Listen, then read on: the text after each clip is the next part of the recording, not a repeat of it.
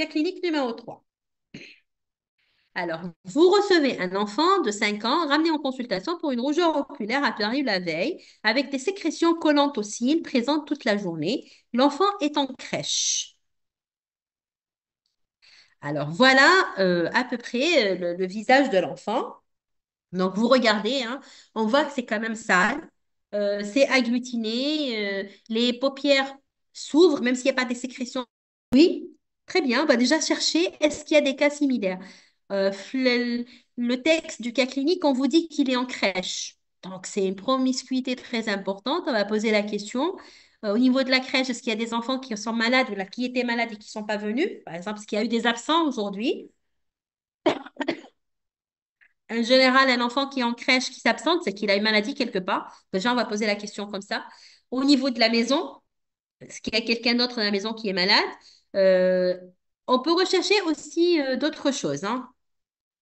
Donc, on va rechercher la notion d'un syndrome grippal quelques jours auparavant. Vous allez voir tout à l'heure pourquoi. On va rechercher des cas similaires dans la famille. Et puis, comme je vous ai dit tout à l'heure, une conjonctivite peut toujours être compliquée par une atteinte cornéenne. Donc, comme c'est un enfant de 5 ans, comment on dit? Les plaintes ne sont pas les mêmes que celles de l'adulte. On va voir, est-ce qu'il n'a pas un blépharospasme, une photophobie, qui vont nous orienter vers une atteinte cornéenne. Et vous recherchez votre syndrome grippal, hein, donc syndrome grippal classique, un fébricule, myalgie, arthralgie, asthénie, il ne veut pas manger, il est tout le temps abattu, il ne bouge pas, il ne veut pas aller à l'école, etc. Bon, même s'il ne veut pas aller à l'école, hein, ce n'est pas systématique, hein, en général, ils ne veulent pas aller à l'école même s'ils sont en bonne santé. Alors, quel geste réaliseriez-vous à ce moment-là face à cet enfant-là qui arrive dans ce tableau avec cette notion de éventuellement un comptage? Qu'est-ce que vous feriez comme geste? Oui, bien sûr, toujours les versions des paupières. Et là, on a une question sur le test à la fluorescéine. Les tests à la fluorescéine, c'est excellent. Alors, moi, je vais vous dire, je ne sais pas si vous savez ce que c'est que les bandelettes de Schirmer. Les bandelettes de Schirmer, ce sont des petites bandelettes comme du buvard qu'on met dans le cul-de-sac conjonctival inférieur pour voir la sécrétion lacrymale. Donc, c'est des petits bouts de papier, hein. Il existe des bandelettes avec la fluorescéine. Ça, c'est quelque chose de stérile. Vous ouvrez, vous enlevez la bandelette, vous la mettez dans le cul-de-sac et vous avez votre fluorescéine qui est étalée au niveau de l'œil et ça vous permet d'avoir votre test à la fluorescéine. Donc, si on pouvait arrêter de d'écrire sur l'écran, ça m'aiderait pour voir. Donc, systématiquement, éversion de la paupière, rechercher un corps étranger, Goulna, c'est systématique, même si c'est quand même rare que ce soit des deux côtés. Recherchez des papilles, des follicules. Ensuite, vous recherchez une adénopathie prétragienne. Donc, qu'est-ce que vous allez faire? Vous allez venir mettre vos mains juste en avant des oreilles et vous allez palper et vous allez voir est-ce que c'est disponible. Oui, il n'y a pas de bandelette en consultation, je sais. C'est pour ça que je vous ai dit systématiquement allez rechercher le blépharospasme et la photophobie. C'est plus simple et ça vous permettra de vous orienter pour le diagnostic. Alors, je réponds rapidement pour tout ce qui est prévention. Alors, je vous ai mis une planche tout à l'heure où je vous mets les collyres. Alors, sachez que l'idéal, c'est la rifamycine. Voilà. Pas de contre-indication, pas d'effet secondaire, pas d'interaction médicamenteuse. Et en plus, elle est rouge. Donc, quand on l'instille, ça nous permet de voir que le collier est bien passé. On peut le suivre. Quand la rifamycine n'est pas disponible, attention au Tobrex. Le Tobrex est un aminoside, donc il est contre-indiqué chez l'enfant de moins de 2 ans. Il existe la cébémyxine NERSA, mais qui peut être disponible. Sinon, vous avez des antiseptiques qui mènent Vitabact, qui ne sont pas contre-indiqués, qui peuvent être utilisés. Vous pouvez aussi utiliser, si vraiment vous avez une suspicion d'une infection, donc un terrain bizarre, un terrain suspect, vous pouvez utiliser le fusitalmique qui est de l'acide fusitique. Alors, chibroxine, attention, c'est des fluoroquinolones et il faut bien vérifier les contre-indications chez les tout petits. D'accord? Donc ça, c'est à peu près. La prévention n'est pas plus obligatoire, elle est plutôt obligatoire normalement en cas d'accouchement par voie basse par rapport à l'accouchement par voie haute.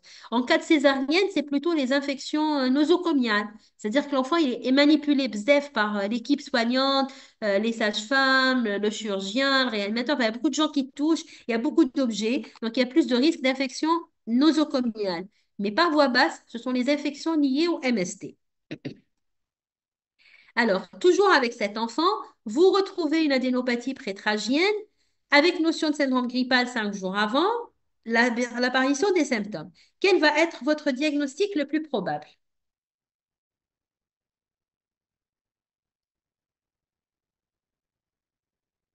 Alors, est-ce que vous avez une idée sur ce que ça pourrait être? Alors, voyons. Conjonctivite virale, voilà. Le mot que je cherchais, c'était l'adénovirus.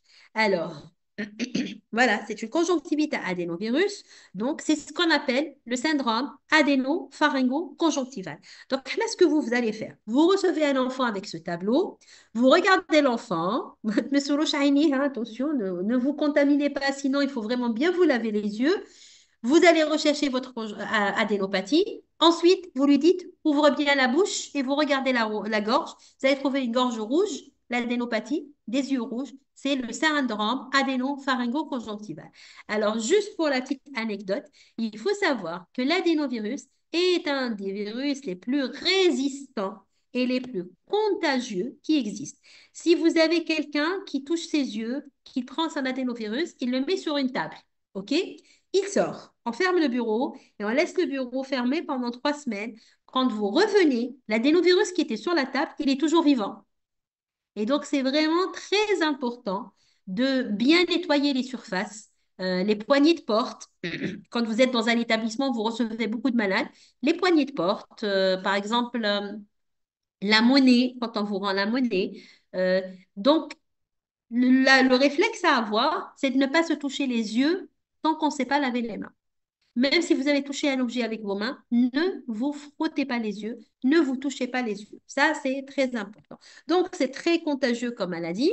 Comment vous allez faire votre prise en charge?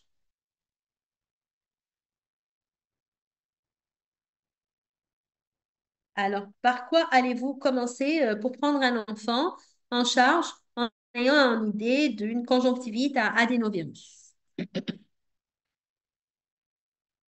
En sachant, comme on a dit, que c'était quelque chose de très contagieux. Voilà. Excellent. On commence par l'éviction scolaire. C'est la première chose à faire.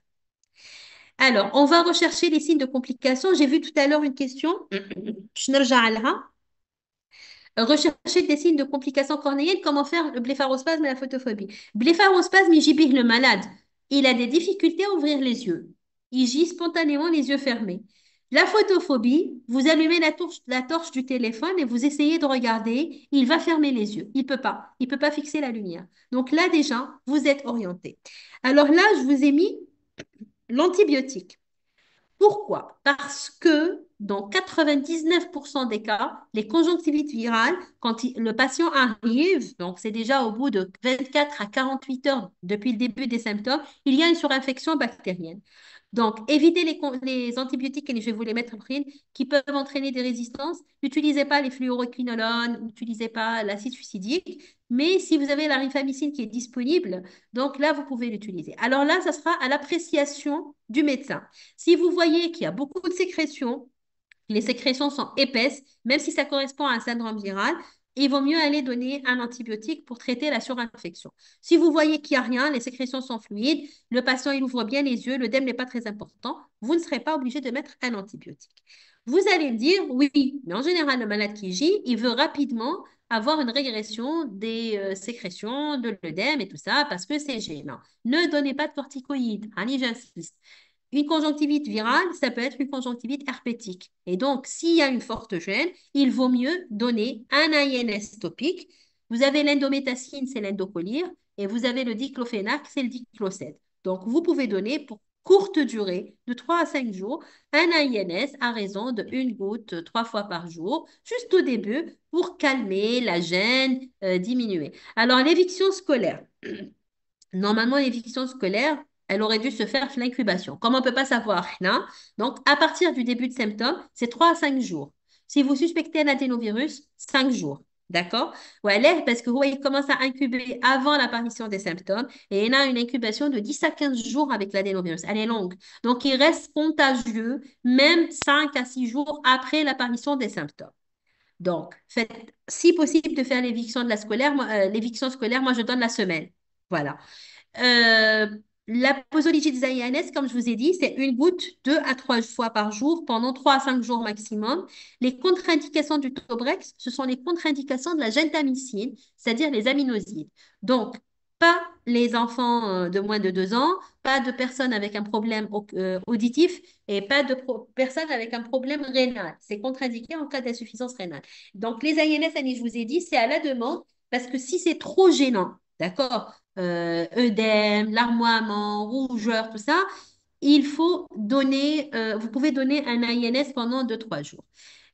أنا هنا وين j'insiste à la prescription des collyres. Il faut lire, faites des petites fiches POSO à côté de vous. Il y a des antibiotiques associés à un corticoïde. هادوما, il faut les éviter. Genre, par exemple, vous prenez le chibrocadran. Il y a de la chibroxine, il y a un corticoïde, il y a la dexaméthasone. Il ne faut pas l'utiliser. La chibroxine, ça va rester un antibiotique. Donc, vous pouvez le donner et toujours, toujours dire aux patients, si au bout de 48 heures, pas d'amélioration, vous revenez. Moi, je dis même pas ça. C'est systématiquement contrôle au bout de 48 heures. Comme ça, si je vois il y a pas d'amélioration, là, il y a une aggravation, je peux orienter le patient et vous expliquer qu'en cas d'œdème très important qui évoque une cellulite, parce qu'on peut avoir des tout petits, la cellulite, elle est très rapide, hein. Si vous avez, par exemple, les signes يقولنا عليهم تاع douleur, baisse de l'acuité, photophobie, blépharospasme qui apparaissent, là, on n'attend pas, on consulte même à minuit, même à 1 heure du matin. Et vous ne donnerez pas de corticoïdes, j'insiste. Et si vous pensez que les corticoïdes sont nécessaires, il faut l'orienter chez l'ophtalmo. Alors, on continue. Qu'est-ce que vous allez donner comme conseil maintenant aux parents? Maintenant que vous avez donné l'arrêt de travail, vous avez donné les médicaments, qu'est-ce que vous pouvez conseiller aux parents? Alors, au moment où ils vont quitter votre cabinet de consultation, voilà, l'hygiène, excellent. Donc, là, lavage des mains de celui qui va instiller les collyres à l'enfant. Alors, vous allez lui montrer, euh, il va ouvrir le flacon, il le bouchon, il de côté. Il ne touche pas l'extrémité du flacon avec ses doigts et l'extrémité du flacon ne touche pas les yeux. Maintenant, il capte de loin. La goutte, elle tombe, il n'y a pas de problème. Il ouvre bien les yeux de son enfant et il ne doit pas toucher, le flacon ne doit pas toucher l'œil du patient. Elle dit la première des choses. Il ne faut pas hésiter à laver le visage et nettoyer les sécrétions. Mais parce que les sécrétions, c'est une cause d'eczématisation et de surinfection. Donc, bien enlever les sécrétions qui peuvent être collées aux cils. Toujours avoir des outils personnels à la personne qui est malade. Je ne sais pas comment ça se passe chez vous, mais là, à la maison, Ligi, il s'assoit le salon, il prend un coussin, il rate les rassous. Après, quand il se lève, il laisse le coussin, il prend un autre coussin. Ça, c'est une source de contamination. Donc, une serviette personnelle, bien se laver les yeux, se laver les mains, la thé d'oreiller, la savonnette, etc. Voilà. Donc, c'est très important. Les INS topiques, donc on en a deux. Moi, je vous donne les molécules mères. Après, Amkane aussi des génériques, hein, c'est la même valeur. Endocolire pour l'indométhacine et diclocède pour le diclofénac. Voilà. Il y a aussi le Xidra, enfin, il y en a plusieurs. Donc, éviction scolaire, lavage fréquent, outils personnels, ne pas partager les collyres. Alors, ça aussi, c'est classique. Le papa, il vient, il ramène 2 enfants qui sont malades. C'est normal, ils se sont contaminés. Il dit que bon, la même ordonnance et je vais leur acheter à tous les deux les gouttes. Non, non. Chacun aura droit à son flacon. Ils ne peuvent pas utiliser le même flacon. Ça, c'est très important. Et voilà, consulter en cas de signe de complication.